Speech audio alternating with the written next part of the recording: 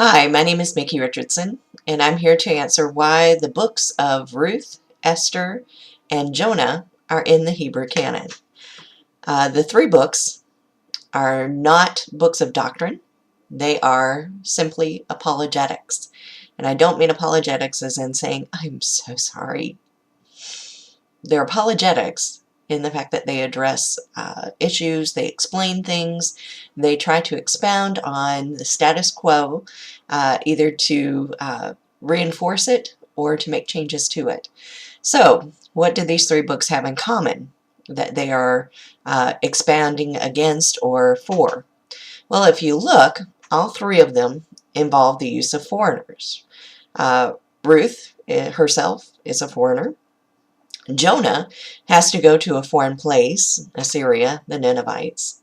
And then Esther is living in a foreign place and married to the head honcho, the biggest foreign cheese ever, the king. So, all three of these feature not only foreigners in a prominent position, but if you think about it, all three of them feature foreigners who are not Jewish in a positive position. We'll start with Ruth, because that one's fairly easy to see. We all, I think, would get a consensus agreement that Ruth is a very positive figure as she is portrayed in her book. She is the foreigner, married to an Israelite family. They return. She is a widow. She decides to hang out with her mother-in-law and create a relationship with her. She must have had a really bad home life to come to that conclusion, but nonetheless she did. Now, through her behavior, she proves herself to be more Hebrew, more Israelite, than even some of the other Israelites were acting. In other words, she not only accepts their culture, she does it with an immense amount of grace, to the point that she catches the eye of a gentleman who then says, you know what, you're so qualified in what you're doing that I am going to protect you. Don't go and gather your sheaves with anybody else. Don't leave my men. Don't let them pick on you. Don't let them harass you. And eventually they end up getting married, and she becomes, later on, uh, uh, not only part of the line that we get Jesus out of, but she also marries into the line of David, the lineage of David. So we see Ruth is a very positive foreigner. Now let's talk about Esther. Um,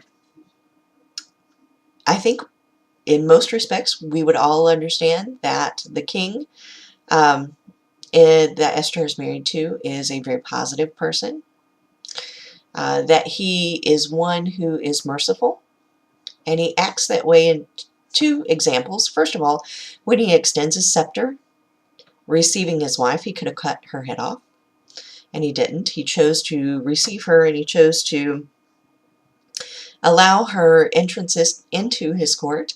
And then, again, when he and Haman were invited over to dinner at her place, and they began to interact with her, and when she said, look, somebody's trying to kill my people, my family, and hey, it's Haman, he could have, that could have gone very wrong, but he acts admirably and comes to her rescue and to the rescue of her family. And so he is seen in a very positive light as well. Jonah may be a little bit harder, but it's probably of the three one of my favorites. I have to say Ruth is my favorite just because I'm a woman, and you know, sometimes as a single woman you feel like a foreigner, you know, but so anyway, I have my own reasons. But Jonah is interesting, I think, from a study perspective. From his apologetics, he is the most interesting. Jonah begins as a prophet in Israel, and he goes around and he preaches God's demands, God's commands, rather, not necessarily demands, but commands. And he calls the people of Israel to return to a sense of dignity, to a right way of right living. So when he gets the call to go to Nineveh, he doesn't want to go. And his reasons for why they don't want to go are first fear. If you've ever seen the VeggieTales version, excuse me, um, he doesn't want to go because they slap each other with fishes. And if you have children, you've probably seen that version of the story, and Jonah doesn't want to go. And so that's kind of what's going through my head as I think of this. And there's all kinds of songs and dances that go along with that. But the real reason, finally we get to the root of why Jonah doesn't want to go to Nineveh, and it's essentially because they're not Jewish. They're not Israelite. They are others people. They're outsiders. They are not God's chosen people. And that's very important. See, Jonah doesn't understand, and we don't either.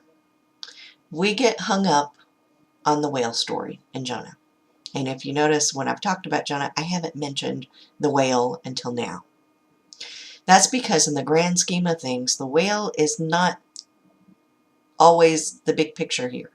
We can always debate the historicity of Jonah, and we can always debate whether it was a big fish, whether it was a whale, whether the fish was an analogy, whether it's some kind of metaphorical reference to something else. Those things we can debate, but if we get hung up on the fish, we get lost in the meaning of the text of Jonah. So Jonah eventually, after running around and not doing what he's supposed to, and God getting his attention, goes to Nineveh. And the interesting thing is that Jonah only had to preach to the Ninevites once, and they repented. And yet he had been preaching to the Israelites for years, and he still needed to do it over and over and over and over again. Is that interesting? The Ninevites repented when the Israelites didn't. And so the emphasis there is that Jonah goes and he sits down and he waits for God to destroy them anyway. Now, they've repented. They're living in godly fashion, and he still thinks they need to be destroyed. Do you see how maybe Ruth goes along with this? Ruth, who is a foreigner, had repented of her foreign ways, and she was living in a godly fashion, better than even other Israelites. And so when you think about it, what these authors are saying is more of a statement. They're making a statement on foreign policy of the Israelites. They're saying, hey, Israelites, you were chosen to be a light to the nations. That's what you have always been intended to be. But you're not acting that way. Especially in the beginning of the Second Temple era, we know, they got rid of their foreign wives and their foreign people, and they started down that road of being an exclusive entity, which, if you look throughout history, from the Inquisition to the Holocaust to the pogroms, has always been their exclusiveness, their ability to just take care of each other and exclude others and not be social people who accepted foreigners into their ranks. That's always come back and haunted them. And I don't think that, there's necessarily a rhyme or reason for that. But the beginnings of that exclusivity began here, with them getting rid of foreigners and what have you in their ranks, and being, saying, we are the chosen ones, and that means that we are separated from you. So, what does this say for us? The church, the modern church, as we know it, is supposed to be a light to the world. Are we being like Jonah? Are we being like the Israelites? In that, are we being exclusive?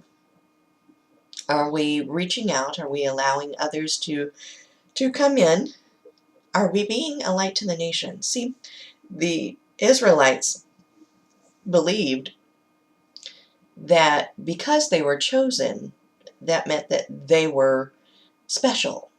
they wanted the perks of being chosen without the responsibility of being chosen. And sometimes we as a church get that way as well. Sometimes we as individuals get that way as well. It's kind of like having a child. If you've ever known someone who, had a favored child and they were spoiled so much that the child ended up not being successful later on in life. That's what had happened to the Israelites. They had gotten a little bit spoiled and were relishing in their privilege and exclusivity. I really like that word. So, that is why Jonah, Esther, and Ruth were included in the Hebrew canon.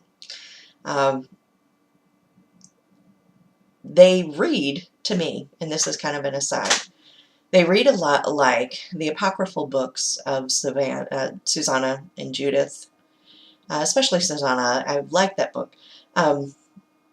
But Susanna and Judith aren't necessarily apologetics. They are stories. And so that's why we, Jerome said, basically don't base any kind of doctrine on these. These are pseudographical. So that's how they are different than Susanna and Judith and Tobit and some of the other apocryphals.